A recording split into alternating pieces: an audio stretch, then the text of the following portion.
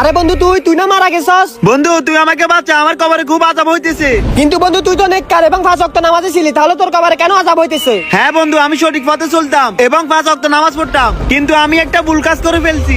আমি বেঁচে থাকতে একজনের থেকে 10টা টাকা দান নিয়েছিলাম, ওই লোকটাকে টাকাটা দিতে পারি নাই। তুই লোকটাকে 10টা টাকা দিয়ে আমাকে বাঁচা।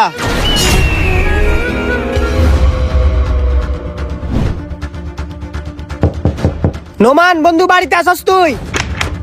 কিরে মাসুম, কোনো সমস্যা? বন্ধু তাহলে শুন, একটু আগে আরাফাত আসছিল আমার কাছে। আরে তুই কি পাগল হয়ে গেছস? ও কেমনে আসবে? ও তো মারা গেছে। আচ্ছা তাহলে শুন। তুই লোকটাকে 10টা টাকা দিয়ে আমাকে বাঁচা। আচ্ছা বুঝতে পারছি, তাহলে চল। ভাই আমার বন্ধু আরাফাত মরার আগে আপনার থেকে 10টা টাকা দাম নিছিল, কিন্তু ওর টাকাগুলা দিতে পারে নাই। নোমান টাকাগুলা দে।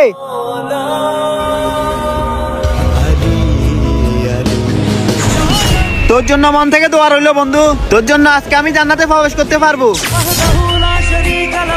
আল্লাহকে ভালোবাসলে কমেন্টে আল্লাহর নামটি লিখুন। গাইস ভিডিওটি ভালো লাগলে চ্যানেলটি সাবস্ক্রাইব করুন।